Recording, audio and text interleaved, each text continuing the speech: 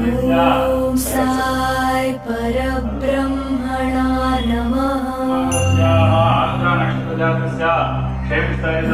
ఓం సాయి పరబ్రహ్మణా నమః.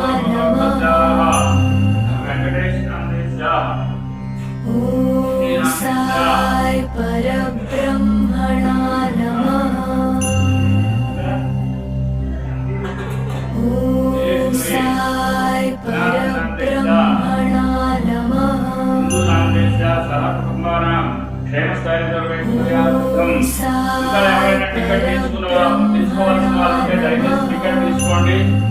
తీసుకోకుండా ఎవరి చేత కూడా అభిషేకంలో పాల్గొనడానికి